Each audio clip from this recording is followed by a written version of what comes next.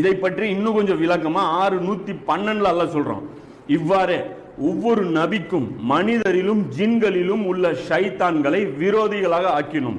ஒவ்வொரு நபிக்கும் அல்லாஹ் என்ன பண்ணியிருக்கிறான், மனிதர்களையும் ஜின்கள்லையும் இருக்கக்கூடிய ஷைத்தான்கள் அவங்கள விரோதியா ஆக்கிட்டோம். அவர்களில் சிலர் மற்ற சிலரிடம் ஏமாற்றி வழிகெடுக்கக்கூடிய சுக்ருஃப்னு சொல்றான், சுக்ருஃபுல் கவுல், அதாவது என்ன அர்த்தம், தங்கமான பேச்சு, தங்கமான பேச்சு. அந்த பேச்சு பார்த்தீங்கன்னா இரையச்சம் அப்படியே ரொம்பி வலியும், அப்படியே ஒரு கவலை சொட்டும், அவ்வளோ நமக்கு ஒரு அக்கறையா பேசுற மாதிரி இருக்கும். சைத்தான் சொல்றாங்க ஆதம் நபிகிட்ட போய், நான் உனக்கு நலம் நாடுபவன் தான், நீ இந்த மரத்தை சாப்பிட்டு நல்லா இருக்கணும்னு தான் நான் விரும்புறேன் அப்படின்னு தானே சொல்றான்.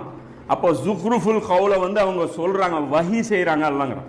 அதாவது ஜின்களும் மனிதர்களும் மாறி மாறி கான்டாக்ட் வச்சுக்கிட்டு இப்படி நடக்கிறாங்க அப்படின்னு சொல்லி இது 6:112 அல்லாஹ் என்ன சொல்றான், இதை சொல்றான்.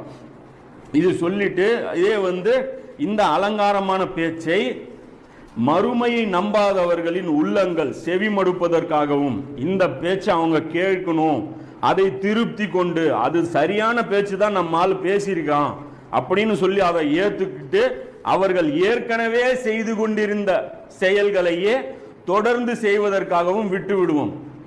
அதாவது எப்படி, இதுக்கு முன்னாடி இருந்த அந்த செயல்களையே கண்டினியூ பண்றதுக்கு விட்டுருவோங்கிறான்.